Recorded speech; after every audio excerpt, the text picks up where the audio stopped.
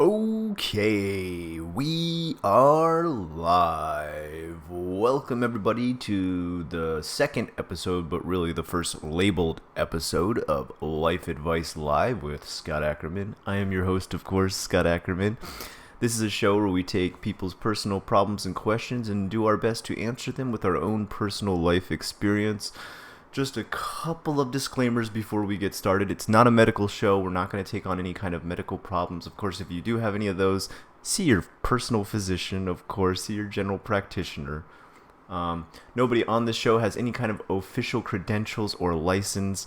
Consider us like a life coach, somebody who needs nothing more than a piece of paper that says, hey, talk to me about your problems.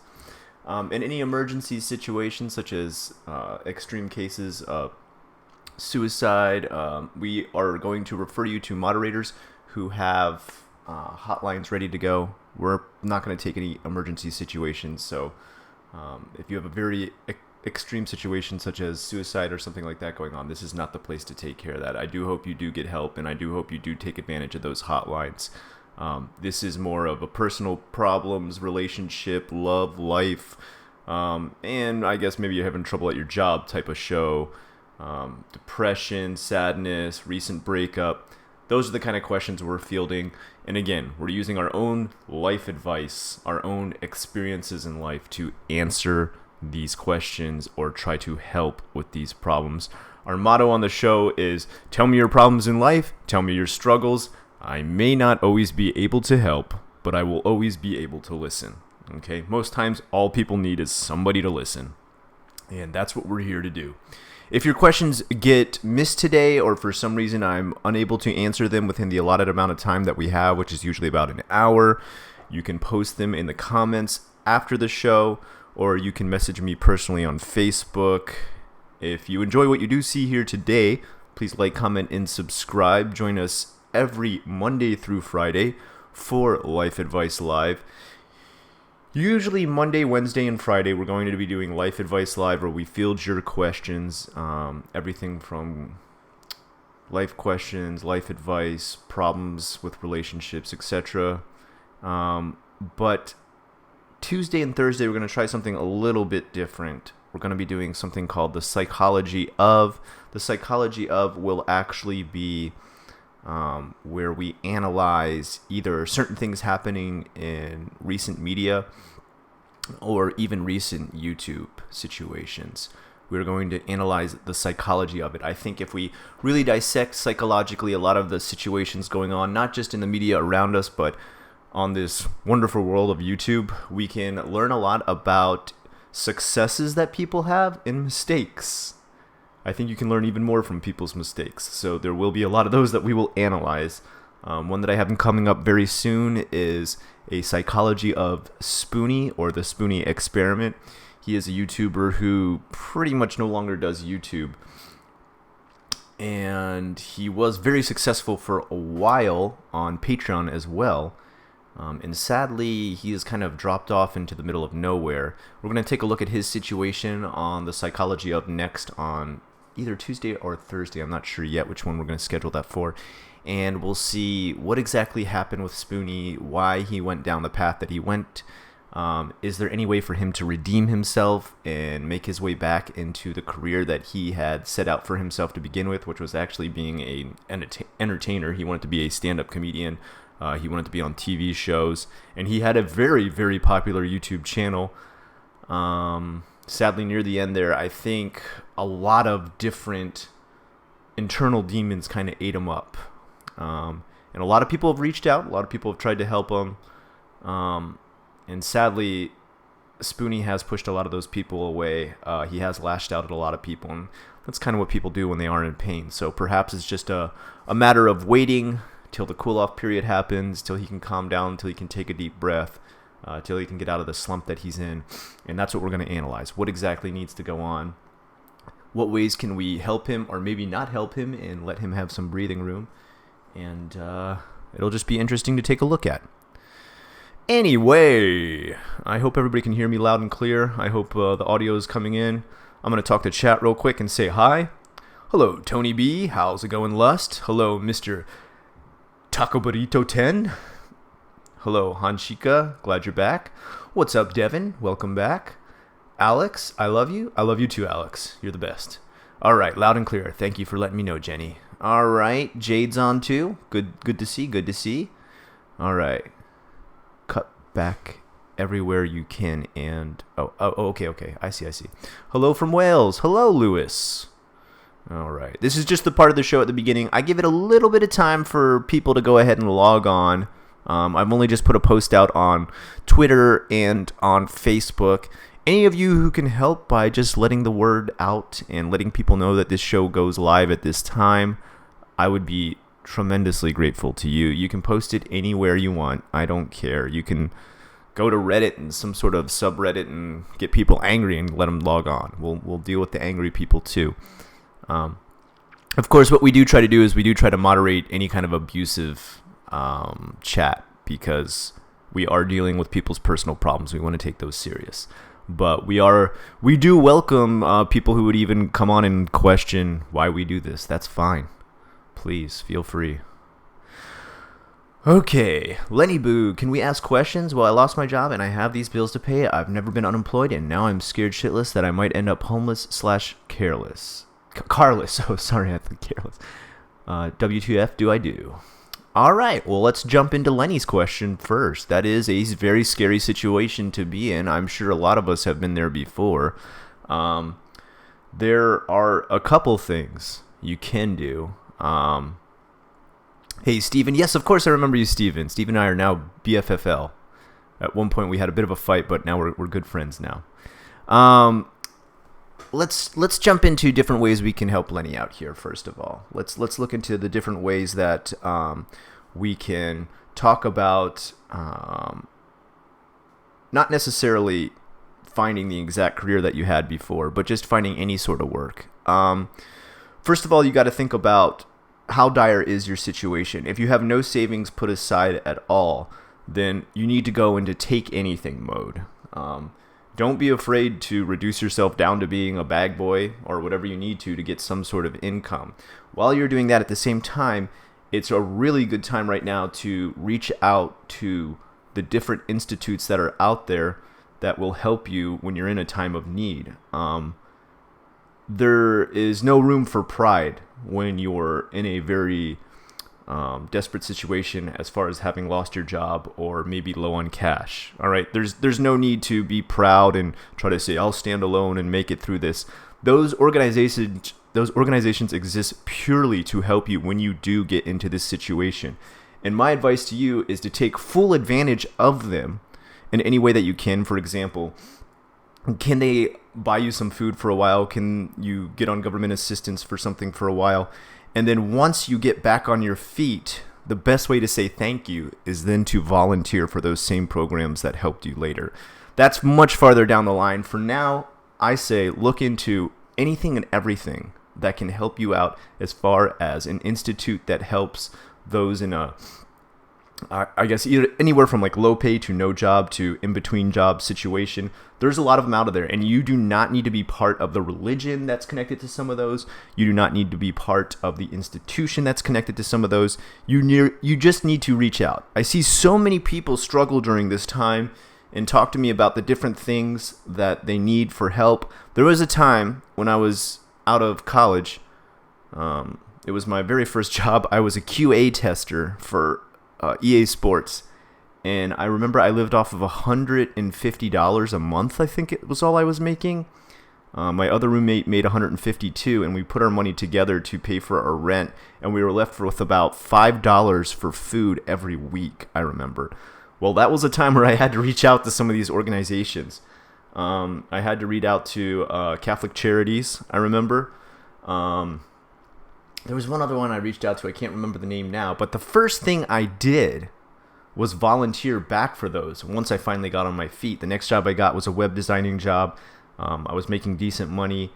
I was able to purchase a car. I was able to get a better apartment where I wasn't in the middle of the ghetto where it was like dangerous to walk out past 5 p.m.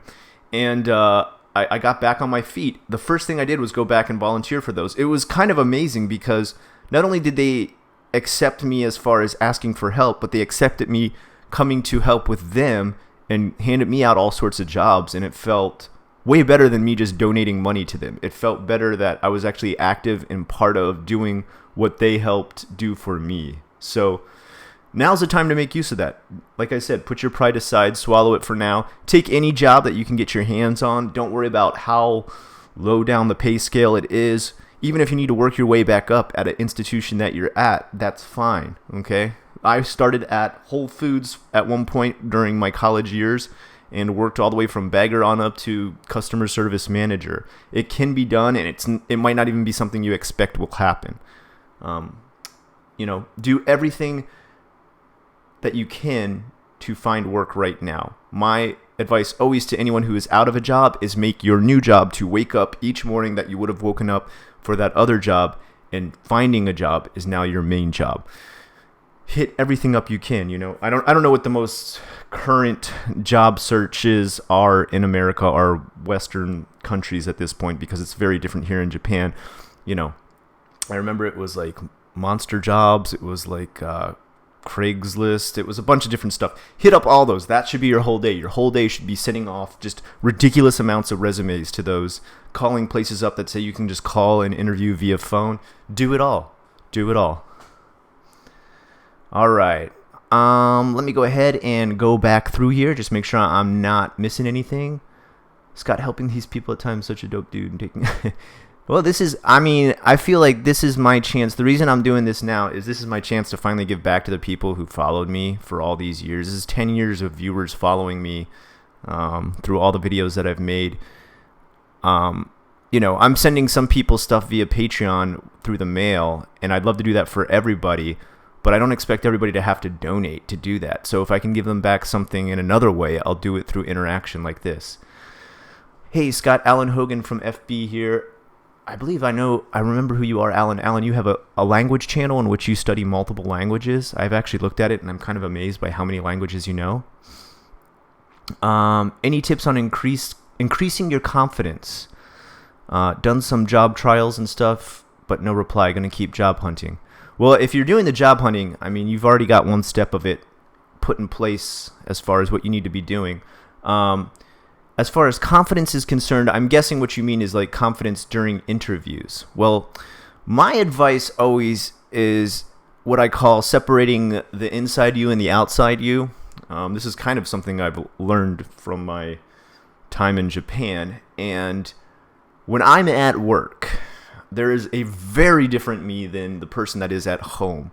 At work, I am far more... I want to use the word genki, but it's Japanese. I smile a lot. I'm very peppy. I'm very upbeat. Even if I had a fight with my wife before I left from my house, and I got to go to work, and I got to be, I can't be like, guys, today sucks. I had a fight with my wife. I can't do that at work. I can't sell stuff that way. I can't talk to the customers that way. I stop before I get inside the door of my job. I make sure to put a smile on my face. I lighten up my grip on everything that I'm holding, wearing, lift up my chin, and I walk through that door and I become a different person for a while. This can be exhausting for some people, but over time, it's like anything else that you would train, you learn an endurance for it. And this is something you need to do when you go to those interviews. The great thing about interviews is you only need to put this show on usually for an hour, maybe 2 hours if it's a really ultra hyper intense interview. Separate the outside you from the inside you. And this outside you can almost be like a character that you play. And if you want to make it a little more fun or a little more exciting for yourself, just think of your life almost like a movie, okay? Of course, make it a practical movie. Don't try to become, Tom Cruise running everywhere and jumping over exploding helicopters and stuff. But, put on a new you for who you go to interview with. Think about people you've seen in the past. Find some, I don't want to say idols, but I want to say some people you look up to, and look at the way they interact, okay? Look at how they smile, nod, make eye contact, shake hands. Look at the way they do it and see if you can act like those characters. Only turn that character on when you need to be in those situations. I use a much stronger voice when I teach. I use a I call it almost my car salesman voice, where I know I need to be loud and clear. Of course, I'm not selling anything when I'm teaching, but I need to be very clear because I'm teaching a second language. So I overpronounce. I use a very high amount of tonal inflection when I speak. I let people know that I'm very into what I'm doing via the power of my voice and the energy behind my voice. And that's something you need to consider too when you are interviewing. Seem excited about everything that person is telling you. Seem excited to be there. And most importantly, let that person know who you're interviewing with, that everything that they're asking you, telling you, that you are very interested in listening. Be very positive about everything you're told. Even when you're given a very loaded question, for example, the number one loaded question you're going to get in an interview is, what would you consider one of your biggest weaknesses? Now, you can't be a complete liar. You can't be like, my biggest weakness is I just work too hard. Okay, they're going to see through the bullshit right away. Be honest.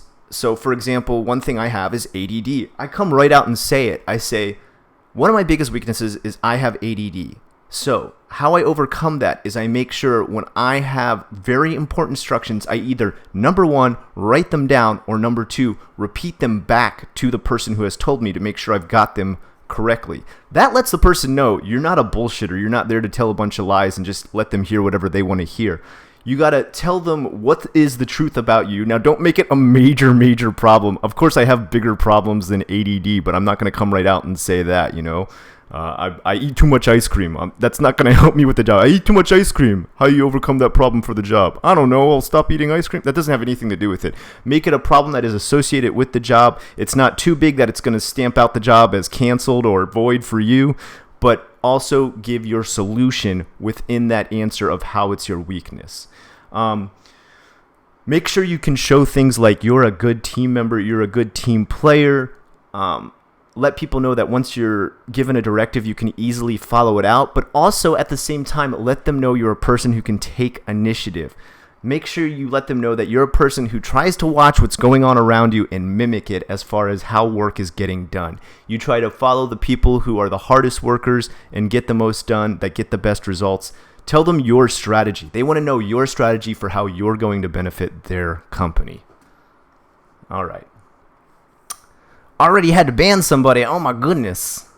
All right, I hope that helped out. Let me, okay. Hey, Scott, I've been in a long-distance relationship with my girlfriend from Japan over a year now. I'm in Australia. My question is, how do you think it's best to keep the relationship exciting? Well, this is a difficult one. This can be very difficult. I have seen this sadly fail quite a bit in Japan. But usually when it fails, it's not from the other country to Japan. It's someone from another country still in a relationship with someone from the country they left. So, for example, you had an Australian girlfriend, you moved to Australia. You had an Australian girlfriend, you moved to Japan, and then you're trying to keep that long-distance relationship going with the girl back in Australia. That usually fails. Now, the one that you're talking about usually can have some form of success, and that's because Japanese people in general they're not selfish. For the most part, they're not selfish and they're not overly needy. Especially women here in general, they're not like overly emotionally needy for the most part. Don't get me wrong, there's going to be an exception to what I just said right now. There's going to be someone out there on both sides, male and female, who is way over the top, exceptionally emotionally needy. But for the most part, making a generalization, a blanket statement, that's the plus that you have going on your side. I would say to keep things very intact, to keep them flowing nicely, and to make sure that stays a strong relationship, is you got to give her updates and reminders that you're thinking about her throughout the day. And, of course, you can do things like text, you can do things like email. Think about every once in a while sending her flowers. Think about every once in a while sending her a card just of you writing what you're feeling inside. Take time to write cards that are almost like a journal to her. One thing that's really forgotten these days is the beauty of snail mail and how it can be like a personal journal to somebody. We get more expressed when we take the time to sit down and think about what's going to come out of our hand when we write a very personal, intimate letter to somebody. Now, what's in that letter is anything personal between you two. For example, things you see or do throughout the day that reminds you of her. She's going to love to hear stuff like that. You need to think of things throughout the day that make you want to call her, talk to her, say, I saw this today and it really reminded me of the time we did this, and I really wish I could have put you on the phone right there and talked about it. These are the little things that keep you on my mind all day. The big thing that I think either side, male or female, is they want to know that you're at least keeping them in your mind throughout the day. It doesn't have to be, extremely dirty details or intimate things like that. It can be just nice, pleasant things of places you've been together. You visit them again and you say, I remember when we both went there and did this. Also, remind her of stuff of how the relationship started. Always go back to that, because that was your honeymoon period. When that relationship started, that was when it's like amazing. You guys still got the butterflies in your stomach. Bring her back to that moment every once in a while and remind her how happy you are that moment happened. And not only will that kind of refresh and kind of put more energy back into the relationship, it'll definitely give it a boost if you ever feel like things are starting to wane because of the distance. Always make sure, go back and reference how that relationship started. That's the most beautiful part of the relationship. That's the part that will get your heart fluttering again. All right. Mayumi, you got a question here. Hold on one second, okay? Oh my goodness. The hardest thing with this show sometimes is that questions go by so fast. What I could do right now, okay. Can you guys copy and paste whatever the question was? Mods, if you could do that for me real quick. That's the hardest part for me, guys, is while I talk, I can't also read. Maybe somebody can do that, but my mind sure can't. My scatterbrain, featherbrain mind can't do that. Okay. All right. How do you have ADHD and struggle with it? Well, I'm gonna jump on to Rat Boy's question right there. I'm thinking of starting to smoke again due to stress. Okay, what I'm gonna do is I'm gonna do Rat Boy, and then I'm gonna do Mayumi. Actually, you know what I'm gonna do? I'm gonna write them down right now. We're gonna say ADD, and we're gonna say smoking. Okay. So those are my next two questions. Okay. So first of all, dealing with ADHD. As I mentioned earlier, yes, I have ADHD. I also have dyslexia. They're two things I've kind of battled my whole life. For me, the way I deal with ADHD, and this isn't necessarily going to work for everybody, because kind of how ADHD works is we're kind of scatterbrained on different things. Like some people can study really well, but they'll lose things all time throughout the day. Some people lose things throughout the day, but they're really good at remembering a set of directions. Some people don't study well, they lose things throughout the day, but they're awesome at focusing on directions. So it's really weird how ADHD hits us. And then there's the ADD and ADHD. One of them makes you super over the top hyperactive. Let me just go into a couple of the ways that I channel the goods and the bads of ADD, ADHD. For me, as you can probably tell, I am very hyperactive sometimes when I come to talking and wanting to speak, especially due to the fact that I don't get to use my English language throughout the day. So that's how I personally streamline and find a positive outlet for the energy that ADD gives me. So you two probably have some sort of thought pattern or some sort of focus that you have that you get really stuck on with ADHD, or maybe you have multiple ones because we sometimes have a very scattered brain and we're all over the place with our thoughts. My advice is somehow use that to make a positive aspect of your day revolve around that. So what I mean by that, for example, ADHD, ADD, we've got thoughts popping into our head throughout the day. Some of them are really good. Okay, one of the best things about us is we are big time idea makers.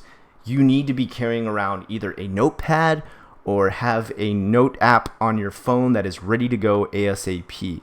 When those things pop in there, if you have the time, write them down, keep them for later, and then use that positive outlet as something you can use for your creativity, projects you want to work on, ideas you have. Maybe you write songs, maybe you write books or comics or whatever.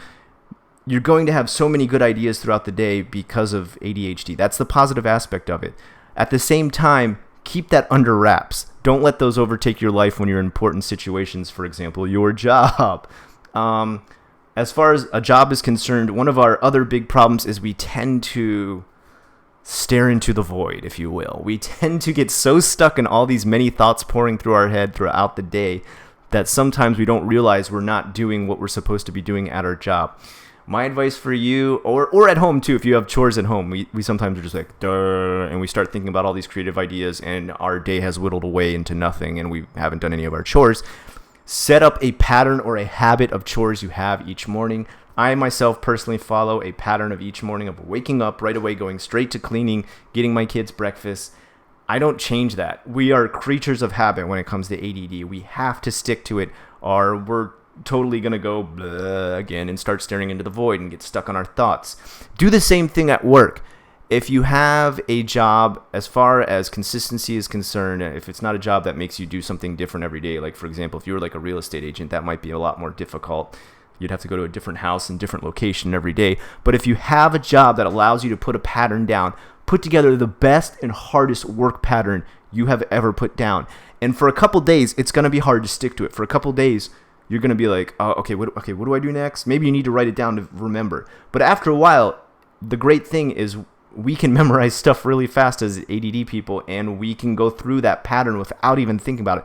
This, and then I do this next, and then I do this next. And the awesome part about that is once you've got that whole pattern of things you're going to do throughout the day down, and you've got it memorized, and you don't have to keep thinking about the next thing, you can start to have those thoughts pour through your head again, your creative ideas, the things you want to imagine, the fantasy world you want to live in. You can have that start to come back into your head as long as you're not doing a job that deals with dangerous equipment. So if you're dealing with like forklifts or any sort of wood cutting machinery, sorry, you're just going to have to stay hyper-focused. There's no ifs, ands, or buts about it. But if you do have something where you can set up patterns, any part throughout your day where you can set up those work patterns, those chore patterns, do them, get them set, put them in place, stick to them, then go back to your wonderful thoughts and start writing them down. And you can, I swear to God, you can be so creative that way. Really use it for something positive. All right. Smoking next. That's right. Okay. So Mayumi's talking about she's feeling like she's going to start smoking again. This can really jump into any kind of addiction, I suppose. So I'm going to kind of generalize this as an addiction that's starting to creep up on you again. The hardest part is relapsing on any kind of addiction. I'm not talking about like hard drugs or anything. I don't think we've got a bunch of like hardcore meth and heroin addicts in the chat right now. I'm talking about anything from exercise to food, smoking, alcohol, etc. Maybe even sugary drinks, candy, bad food. It's so easy to slip and get right back into that because these aren't like life-threatening things. I'm not going to eat too much, I'm not going to eat too much salty or sugary food and, relapse into some kind of downward spiral of losing all my health. But we don't want to get back into this because we know it can lead from there. It can branch out into things that are even worse than those bad habits or those bad addictions. And the best way to deal with these, and I think you'll hear this a lot from anybody who's ever been addicted to anything or at least realized that they were addicted to something, is to take it 1 second at a time. Even if you need to go, you start with like maybe 1 minute at a time. If that's too much, you go 1 second at a time. Tell yourself, I can have a cigarette in 5 minutes. Once that 5 minutes is up, if you really want a cigarette really, really bad, tell yourself, I can have a cigarette in 5 minutes. And then you'll find eventually you're going to lose that craving. You're going to eventually be like, oh, 5 minutes gone by, I really don't want it that bad anymore. So kind of trick your mind, play some games with your mind. Tell it, okay, all right, I know you really, really want that cigarette. You want it super bad. Okay, 5 minutes, we can smoke it up. You can think about that cigarette if you want. Think about how in 5 minutes you'll be out in the balcony smoking a cigarette. Maybe that 5 minutes is up. You find you're not craving it much anymore. There's other things you can do too. Of course, it's esoteric when it comes to cigarettes. I've seen the people who've held something in their hand, put candy in their mouth, whatever you need. If that stuff works for you, that's great. I'm trying to just give you some general rules as far as what works for avoiding that. The other thing I would say is think about all the negatives that you've ever dealt with cigarettes. the shortness of breath, the wear on your health. Have you ever had a bad experience with one? Did you ever smoke one wrong and made you really sick or something? I try to say that's the time where you need to focus back on how bad the bad times were with the stuff that you were addicted to. If you're into food, when we were at your heaviest and it was hard to move around, okay? Things like that. Go back to some of the bad times. Some people say, oh, you shouldn't reflect on negative things. Sometimes negativity can be a positive influence for staying away from addictions. So think about using those during those times. Okay. Let me get back to chat here. I'm going to try and catch up. We got 63 on right now. I'm kind of surprised it's this high right now because what we're competing with? We're competing with E3. So if you are watching E3 instead of my show right now, I completely understand. That makes total sense. I think they just went through the Xbox games and stuff that are being released. Okay, anyway, let me take a look here. My question is related to depression and working in Japan, specifically JET, okay? If you guys don't know, it's a Japanese exchange teaching program, I believe, or something like that. Japanese exchange. I forget it. It's changed, actually, from when I got here in 2007. They changed what the abbreviation means. I have on my med record, I took antidepressants. Will this affect how I'm perceived as a potential employee? No, it should not. As you probably know, well, I don't know what country you're coming from as far as JET is concerned. In America, a lot of jobs within different states have, it's called like the HIPAA law or the Hippocratic law, where they're not allowed to post any of your medical stuff on there. From what I remember, when I got my first visa, I had to show vaccination for medical records, that I got vaccinated for flights overseas for long-term stay, and I had to show I had no criminal record. I do not believe you would have to show on any sort of medical record. If you've already listed that, I don't think they'll hold that against you too much. I will say, and this sucks. I know this sucks. I will say, if you are still taking antidepressants, there's nothing wrong with that. Nobody's, I'm not judging you on that. But in Japan, if you're still taking them, take them behind closed doors. It's horrible, but Japanese people will judge you if they see you taking some kind of pills, especially if there's some sort of depression related. I had a friend who was dealing with depression, and he took his medicine while going to college, and he got somewhat ostracized from that because at times showing that kind of stuff in public in Japan can be seen as weak. And I don't for a second think you are weak. And I also think there's quite a few of very depressed Japanese people who probably could use some antidepressants. But the way it's perceived still is very backwards, is very kind of 1950s America. So my advice to you is, if you haven't listed your antidepressants on your medical records, I just wouldn't. Why do they need to know that? Why do they need to know that personal information? Okay, if it was something that was like life-threatening, okay, then I could understand. But that's not life-threatening. Okay, you're not gonna have to go to the hospital suddenly for a breathing or heart problem because of antidepressants. So if you haven't listed it, don't list it on there. Don't let them know about that. Keep your medical records your private thing. That's what they should be. When you get there and you get the job, if they need you to write it down for whatever kind of national health care that you're signed up for, okay. Well, guess what? Once you've got the job, it's too late for them to do anything then. They're not going to send you back because they find out about that later. If they've paid for the trip, they've paid for you to get over there, they've put you in an apartment, they're gonna keep you. Okay, they're not gonna. It would cost them way more than it would be worth to send you all the way back just because they suddenly found that out. So, do it if you need to, list it when you get there if you need it for the national health insurance so that it'll cover. Also, think about when you get there, you may need to have a doctor in contact with you in your home country that will send those pills through another doctor. Oftentimes, you cannot send pills of that level, and I know painkillers too, can't be sent through the mail from civilian to civilian, or how do I say, from just the public to the public, okay? You can't have, like, if you're like, oh, my back's been hurting me, and your mom says, hey, I still got some pain pills left over from when I had operation on my hand, and she sends them through the mail to you, you could actually end up arrested for that. Same with any kind of psych pills, same with any antidepressant pills. Have your doctor get in contact with whatever your local clinic or hospital is. Have him send the pills through that doctor there. Avoid at all costs getting into any kind of medical care trouble. Okay? Protect yourself in your job. Okay. Let me see what we got here. Okay. So next, what any other questions that I've missed, mods? That how do you deal with being different? One of my problems here is that people from Scotland annoy me. I don't feel like I belong here, to be honest. And sorry, who was? Oh, okay. This was Alan who sent this question. All right. So, okay. Let me just read through this one more time. Okay. How do you deal with being different? One of the problems here is that people from Scotland annoy me. I don't feel like I belong here, to be honest. That feeling of being different. Oh man, Alan, I can relate to this.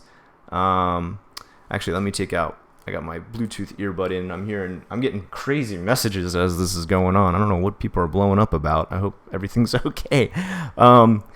So one of the big things that I deal with constantly too here in Japan is I don't ever really feel like I fit in. It's not that people go out of their way to push me out of any kind of circle, and I'm sure you don't experience that to a massive aspect either. You don't feel like people like literally come up to you on the street and be like, "Go home." Okay, I mean I actually have had people in Japan do that, but I think Scotland's probably a little more tolerant. I hope so. I hope it is.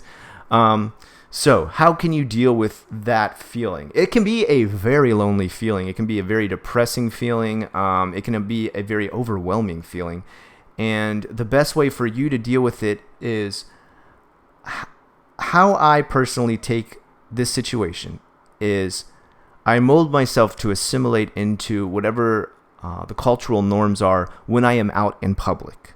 Okay, so for example, if there's some sort of set of manners for eating, if there's some sort of set of manners for interaction between people, if there's local slang to use, if there's certain mannerisms you need when having communication, I follow those to a T.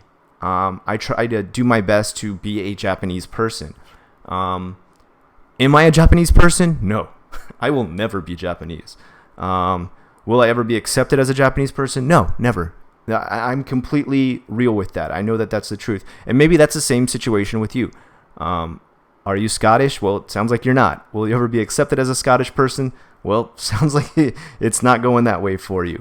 But my advice is do your best to follow their costumes and their ways and their manners while you're interacting with them in public to make things go smoothly for you, to build friendships, relationships, communication.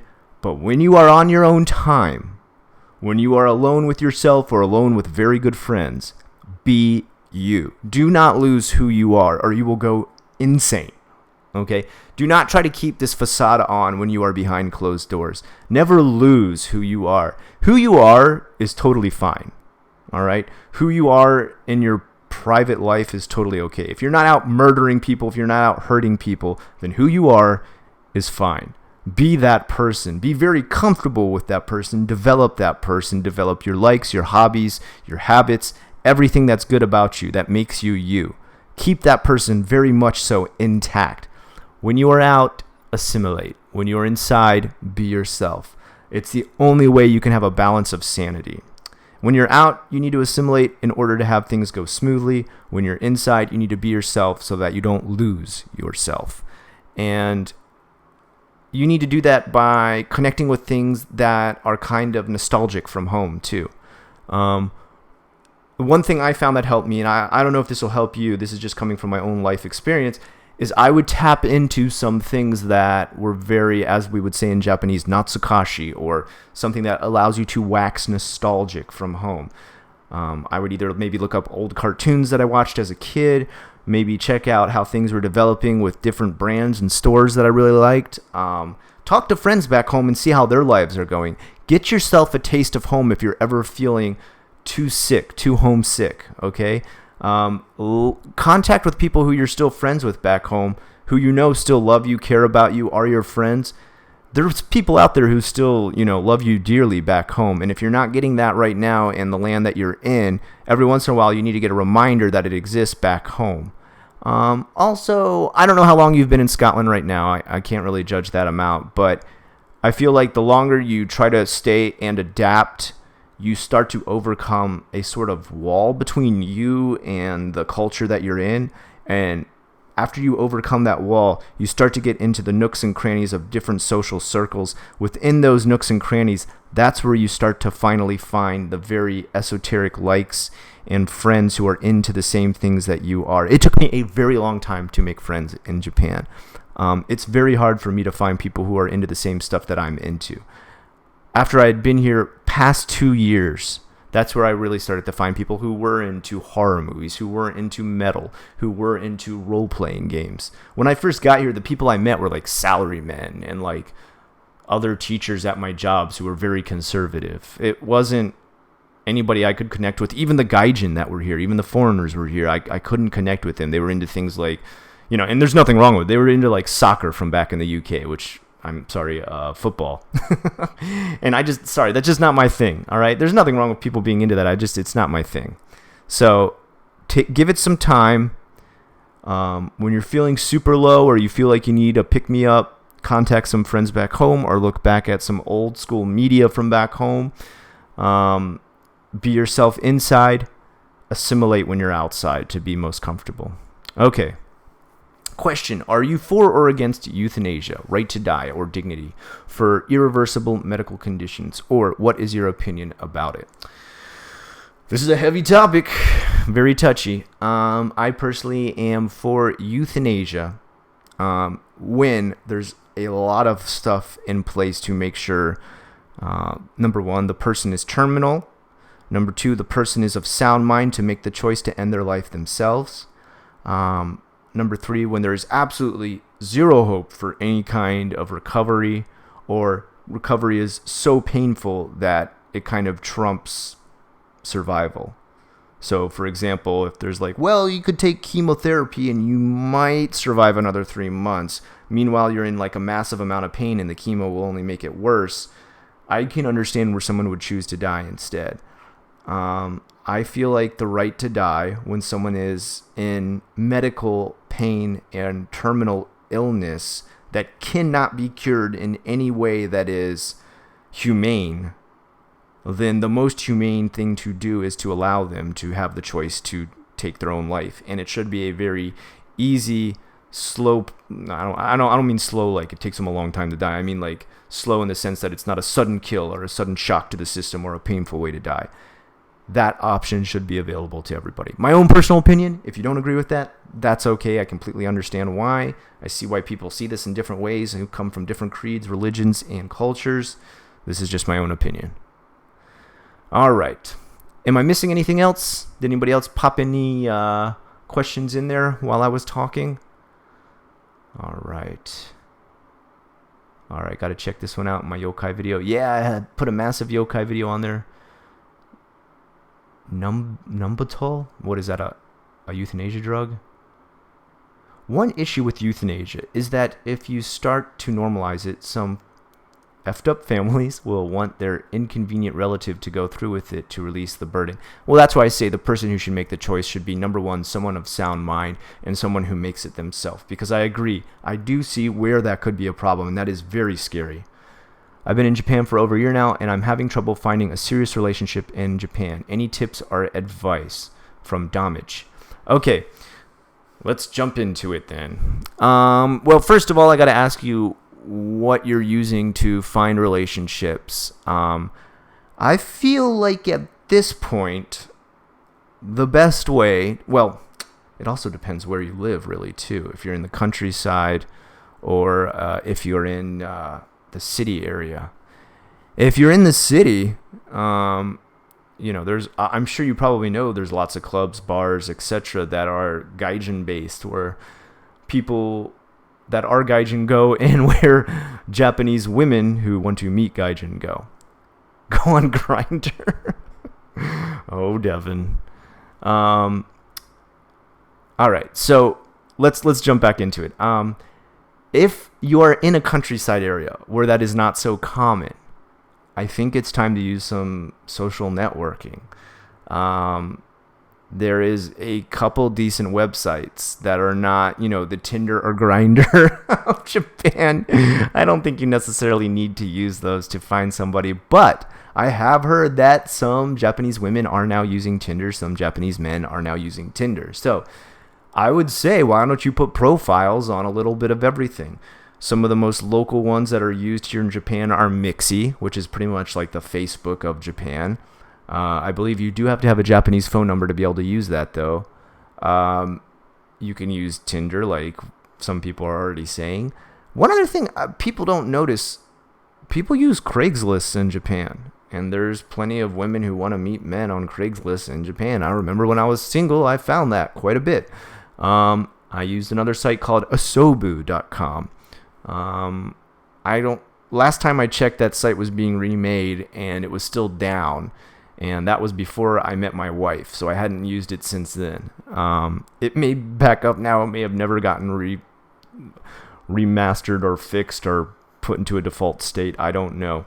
But if that site exists, that means there's multiple sites like that. Japan Forum. I use Japan Forum to find students now still, but I know for a fact that the dating section of Japan Forum or Japan Guide still has a place for language exchange, my friend. Language exchange. Start out with meeting people with friendly language exchange. Some of the people who want to learn the most and are the most open to learning languages is women in Japan. There's a big problem with a lot of Japanese men who don't want to make a mistake, especially those like mid-30s and up. They come from a time and era where to make a mistake in public was to lose face, whereas that kind of shame has never been put on women as far as like if you mess up a language or something. So they're far more willing to do language exchange. Almost every friend I have who met their wife, it was language exchange. In Japan. In Osaka, we have a place called the International House of Osaka. This is a government-based language exchange and international community section that a lot of towns have. The very, very small countryside towns probably don't have this because they just don't get many foreigners, but you can look at what the next closest prefecture that does have it. You go to these places and you go old school with note cards. They give you a note card there and you can write what kind of person you're looking for that you want to have a language exchange with.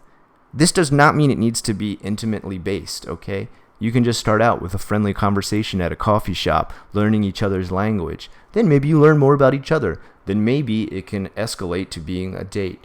Try every avenue you can. Use the online one I just said. Use the language exchange one I just said, even if it's snail mail style. And if you live in the big city, ask your local gaijin what are the gaijin hangouts, because those gaijin hangouts are also the same places people who can speak English or people who want to meet gaijin go to, all right? Whether or not your goal is to meet and date a Japanese woman at these places is a moot point. You should go to them just to enjoy your surroundings and to interact more with the society. If you do that, I think naturally you'll find someone and you'll get a chance to finally start dating here in Japan. All right. You have to expect the person to maybe only want the language exchange as well. Yes, that should be the default. You should be going to that first. My goal is to help this person exchange language. If it escalates to the point of a date, that's cool. But I will say almost every friend I have who's gotten married in Japan, they met their wife through a language exchange program. Hey, Scott, I'm a Latin American and an American background. My family moved to Panama. Do you think that could be a disadvantage when getting a job? And I would like to work on the countryside. I don't think so. I personally don't think so. My friend Mike, who I was just gaming with last night, is of Latin American descent. He had absolutely no problem getting a job. Okay, to be perfectly frank and blunt, all right, if I'm going to play race into this, the race that has the most problems getting a job in Japan, and this has been told to me by everyone who's ever come from this kind of lineage, Asians. Even if you're Japanese American, Korean American, anything Asian American, or, Asian from, Vietnamese, Australian, whatever, they have the most problems getting a job. And, this isn't me judging them at all. This isn't me pointing out, look, it's so much easier for me, Mr. Whitey Whitey, to get a job. What the Japanese have in mind is what they see in Hollywood as far as foreigners are concerned. Sad but true. I'm being blunt as hell. Hollywood features white America all the time, and that's what they think Americans are. If you ask a Japanese person what the most common American looks like, they'll describe a white male. Okay, so the biggest problem my Asian friends run into is that, number one, they're actually already expected to be able to speak the Japanese language when they get to Japan, even though they've never heard any of it. The worst was my Japanese American friends who never heard any Japanese at all. When they came to Japan and they couldn't speak Japanese, other Japanese people were like, "What? You're Japanese and you don't speak it? That doesn't make any sense." It makes perfect sense from an American standpoint. Our language is English. Even if we could speak Japanese in America, we would barely ever get a chance to use it unless it was internally with our own families. But for them, that's very difficult to understand. Why would a Japanese person not know Japanese? They deal with the most problems. So I would say no, being Latin American would not be a big hindrance against you for getting a job here in Japan. I have 2 Latin American friends here who had absolutely no problem at all. I'd say your biggest problem is when you don't have a degree, and there's nothing wrong with not having a degree. Personally, I feel like my own degree is useless. But Japan's visa and immigration laws make it difficult. All right. Scott, they say here in Canada or USA there's a trend. Japanese women come to find a guy, get pregnant, and run away with the baby to Japan. There's a documentary about it. Ever heard about it? Yes. And this concerns what's called the Hague Act. Give me a second here. I'm just going to get more situated on my chair. We're closing in on the end here, so I'm going to probably follow up with this question and maybe one more after this, and then we're going to try and come to a close. But, mods, if you could just find whatever you feel is the best question, and once I'm done with this one, post it for me. Okay, so the problem with women coming to, I don't feel like that is a rampant problem. I don't feel like that's something that's very common, because if you know what the Gaijin population or the Hafu population is in Japan, it's actually very, very, very low. Like, it's like below 1%.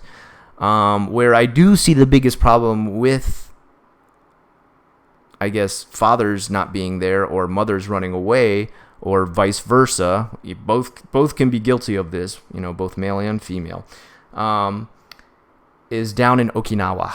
Sadly, there is a lot of single moms there because the military stops there and women get pregnant by military men and they got to go back, and they don't know that they can file for child support and stuff like that. So they end up single mothers barely surviving in Okinawa, where income is usually very low and it can be quite a struggle. On the opposite side, I see men who come to Japan. They get a woman pregnant, they have a child with them, they start a family, they're very happy. And the woman wants them to act very Eastern. For example, in my last video, I talked about how people sometimes forget, I don't know if they forget or they neglect to talk about if they want a Western or Eastern relationship. Eastern usually means that the woman stays at home and is a housewife while the man makes all the money. There's guys who get married and don't talk about that. They think it's going to be Western style. Both people are going to work and both people are going to make the money. Once they find this out, the relationship doesn't work. Or once they find this out, maybe the in-laws get involved and the relationship doesn't work and it splits. And within Japan protects those with the kids way more than the other countries can possibly break through. I've described this poorly. Japan will protect the parent that is a Japanese national, that means a Japanese citizen, far more than they will protect the person who is a gaijin, who is not a Japanese citizen. They will do nothing to help that person. The UN and the Geneva Council actually passed the Hague Law, which is a gaijin. It's the last name of a gaijin who had this happen to him, and he fought through, I believe this was through Canada, to get his own child back. And this was because this was happening, where men, if they had kids there, it was much easier for the kid to stay in Japan. Or sometimes, like you just said, a woman came to America or Canada or Australia or New Zealand or the UK and had a kid and ran back to their home country because something didn't work out. And Japan protected them a bunch. If that person came to Japan looking for their child, asked the police for help, the police would do zero to help. They can't get in contact with like Interpol, like CIA or FBI or anything like that. They don't have time to help problems like that. It sucks, but it's true. So Japan will do nothing to help. And it's a very sad situation. And there's fathers who've actually written me on my own channel, because it deals with Japan, what they can do. And it made me try to research it and look into it more, because I know if I was in the same situation, I'd be crushed. There's little to nothing they can do. There is the Hague Act, and the Hague Act is not enforced. The Hague Act is supposed to say that both parents should have equal rights, that there should be a split time, that there should be split funding of the kids. Japan does not enforce it. They approved it. They said, yeah, sure. Yeah, we'll be part of that. Sure, if it keeps you in happy, we'll do it. They don't enforce it, though. That's a really big problem in Japan. There's a lot of laws that exist, but they are not enforced. And, I think that's probably a problem in every country. There's laws like that. Okay, one last question. Let's finish it up with one last one. Mods, go ahead and post me one last one here. No problem, Mr. Boot. No problem answering all your questions. My pleasure. That's what this show is all about. Alright, I went through a phase where I pushed a lot of my loved ones away past few months. I tried to bounce back and make new friends, but failed. Any advice? Okay, so this is Rat Boy's question, and this is the last one we're going to follow up with. Okay, and Casey's got one. She just got out of a bad relationship with my ex. My true reason. Okay, you know what? I'll hit up these last two questions. I'll do both because I don't want to leave anybody out. Okay, so we're dealing with, let me write this down just so I'm not going to forget. Out of contact. And the other one was just got out of bad relationship. My ex says my true reason was because of my family. They know me better. Did I do the right thing? Okay. Ex angry at family. Okay, guys, let me jump into it. I'm going to end with these last two. So what if I go over an hour? Who cares? All right, so Rat Boy talks about how he kind of pushed everyone all away. He closed off. If you closed yourself off to a lot of people because you were depressed or you were in a lot of pain, and now that you're okay again and you're feeling like you can be extrovert again, and you're trying to contact these people and they're not getting back in contact with you, that's not really all about it being your fault. I mean, what I'm trying to say is that is not 100% your fault. We will always experience hills and valleys throughout our whole life. We will have our ups and downs. There are times where I go total blackout on my channel and I can't talk to anyone because I fall into my own depressions. The amazing people in your life who are your true friends, who are your true family, who are the true people that care about you, are the ones that stick around. If anything, don't think about this as people who got pushed away by you. Think about this as a test that showed you who your true friends and true family were. Those that are ready to get right back into contact with you after you've been in a dark place for a very long time and pushed them away, those are the people who truly care about you. And those are the people you should spend the most of your time on, the most of your effort, the most of your emotional energy on. Those that disappeared, they may have just been energy and emotional vampires, all right? They're stoked when you're stoked. They're happy when you're happy. They're ready to feed off of your great attitude when you're having a great time and living life large. But, when you're down in the dumps, when you're in a dark place, bye, see you later. That guy's weird now. He's always depressed now. That's not a good friend. That's not a good family. They weren't worth your time if they're not around when you got back out of that darkness. If you're having trouble reconnecting, like as in nobody's there at all for you now, then it's time to look for a new group of friends. And you can do that through anything. Once again, hit up social networking. Sometimes you'll find some of the best connections online, because one of the most beautiful things about the internet is it finds very specific niches of people. Find other people who are in the same situation you are in. They've blacked out the world for a while because they've been in a dark place, and now they're slowly starting to reawaken. Make friends with those people. Some of my best friends I met on the internet because they could connect with me on the things that I was interested in. They stuck by me when I went through my dark times, when I went through hardships with my own life. Okay, they reached out to me when I was upset about something, and when I wasn't talking to anyone, they made sure I was okay. Those are your real friends. And if no one was around for you after you got out of that dark place, then those people weren't worth your time. I'm sorry. It's true. If later they come back and they're like, look, I'm really sorry I wasn't there for you, then there's still hope.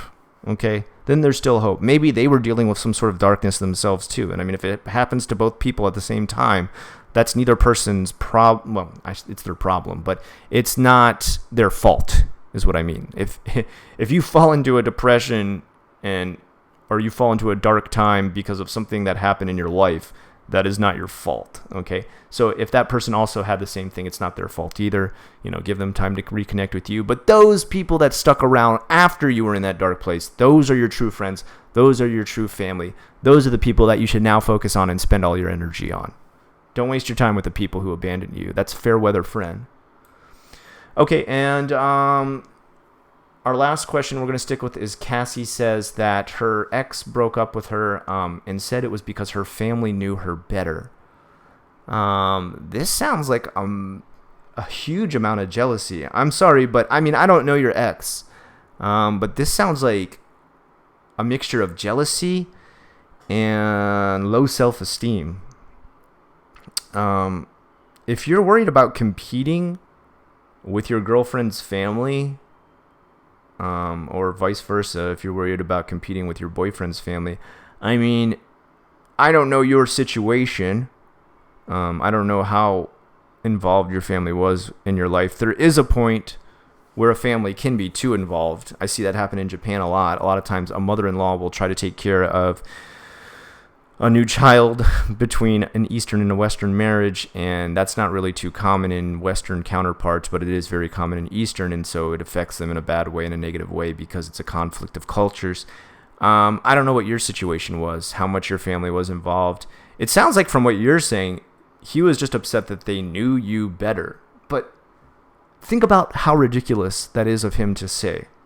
Okay, so you just got in this relationship with him. Maybe, I don't know, a little bit of time would be like a couple months, maybe a couple years, maybe even 5 years, half a decade. At that point, how well does he know you? He doesn't know you as well as the people who gave birth to you and knew you from a small child, watched every aspect of you develop. Of course they know you better. Why would they not? If they didn't, it might be a sign that they weren't good parents. Maybe they neglected you if they didn't know you so well. The fact that they do know you so well, that they do know you better than any outside source, such as your boyfriend or a friend, shows that they probably cared quite a bit, and they still care, and they're still part of your life. I don't know what the conflict of interest is there for your ex, but it sounds like, I said, a state of jealousy and his own low self-esteem. He wanted more attention than he was given, and he felt like any attention that you gave to your family, or I guess got from your family, was a pull or a distraction from the attention that he was getting. That's something he needs to work on. That's something he needs to fix. That is not your problem. I mean, unless your family was there like every second of the day creating conflict and, being interlopers between your relationship, then they weren't being over the top. They were just being a normal, loving family, it sounds like. They knew you better than your boyfriend. Yeah, definitely. Why is he surprised by that? I hope my own mother and my father know me better than my wife of 10 years. I love my wife. She's awesome. But of course, my mom and dad know my idiosyncrasies far better. And they connect even better with me on different aspects of my life. I'm sure you were connecting with them on the family aspects. he's not there to provide the same family aspects. You know, he's not there to be a mother figure. I don't know if he's there to be a father figure either. I mean, really a relationship that's balanced. Both people are there for each other. And so why you would try to compete with the dynamics of a family relationship sounds very odd. It sounds like there was something twisted on his end that he was getting jealous of. And if that's the case, then I think you're probably better off without that guy. Sorry, sad but true. He needs to work some stuff out. Okay. All right, guys. I think I'm going to end it here. We're at an hour and 4 minutes. I hope I got everybody's question. Did I miss any Boots? Did you have one more question or something? I see someone said, "Oh, sorry, Boots." I hope I didn't miss anything vital there. Guys, I hoped anything and everything that I said helped in some small way or some big way. Of course, if you missed getting your question answered today, feel free to leave it in the comments after this video finishes and uploads. Feel free to send them to me on Facebook. Send them to me if you're one of my patrons. Send them to me on Patreon. Very easy to find your questions then. Facebook, sometimes I get inundated. I get like thousands of messages on there. Or send them to me here on YouTube. I check my messages here. Nobody knows how to use messages on YouTube, but I do check them every once in a while. Wait, me. Okay, if you got your question, post it real quick, Bubby. And we'll do it, okay? We'll try to hit you up before this closes out.